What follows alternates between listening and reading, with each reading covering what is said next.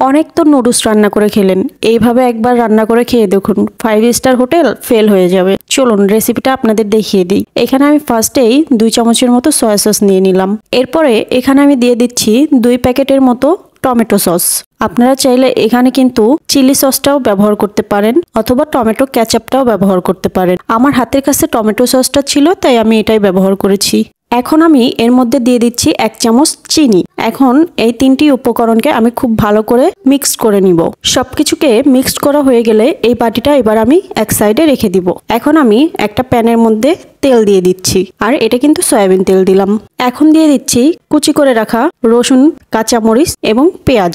এবার আমি সবগুলোকে হালকা করে একটু ভেজে নিব। খুব কড়া করে ভাজার কোনো দরকার নেই। এরকম করে ভেজে নেওয়ার পরে এখন আমি এর মধ্যে দিয়ে দিব আমি আগে থেকেই কিছু সবজি সিদ্ধ করে রেখেছিলাম। এগুলোকে এখন আমি এর মধ্যে দিয়ে দিলাম।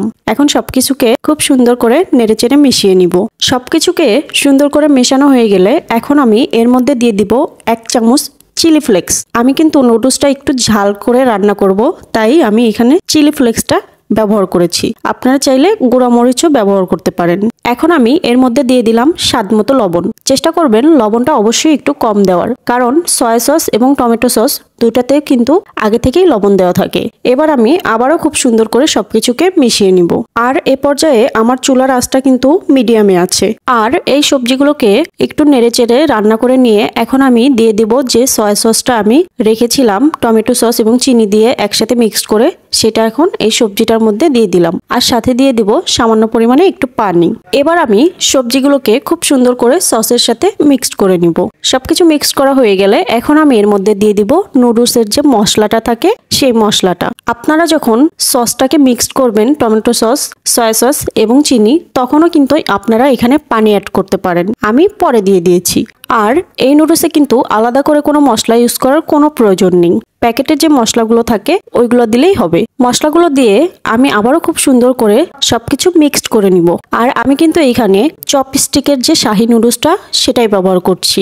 এখন আমি এটাকে খুব সুন্দর করে কিছুক্ষণ জাল করে নিব। আর দেখুন, এটা দেখতে কিন্তু অনেক বেশি সুন্দর লাগছে। আর এই সবজিটা আপনারা চাইলে কিন্তু ফ্রাইড রাইসের সাথেও খেতে পারেন, তাতে কিন্তু টেস্টটা অনেক বেশি ভালো লাগবে। আর এই তো আমি সবকিছু জাল করে পানিটাকে অনেকটাই শুকিয়ে নিয়েছি।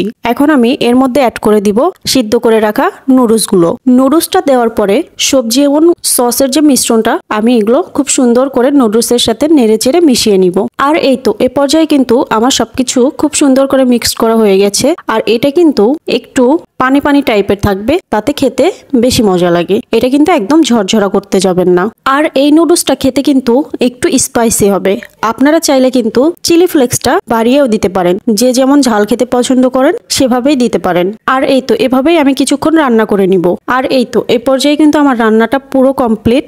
দেখুন, দেখতে কিন্তু অনেক বেশি ইয়াম্মি লাগছে। আর এখন আমি এর উপরে দিয়ে দিলাম কিছু ধনেপাতা কুচি। রেসিপিটি ভালো লাগলে অবশ্যই বাসায় ট্রাই করবেন এবং আমাকে জানাবেন কেমন লেগেছে আপনাদের কাছে। আর এই তো ধনেপাতা কুচিটা দিয়ে আমি আবারও খুব সুন্দর করে সবকিছুকে মিক্সড করে নিচ্ছি। এ পর্যায়ে খুব বেশি জাল করার প্রয়োজন নেই। সবকিছু মিক্সড করা হয়ে গেলে নামিয়ে ফেলবেন। আর এই তো আমার নুডলসটা কিন্তু আমি চুলা থেকে নামিয়ে নিয়েছি।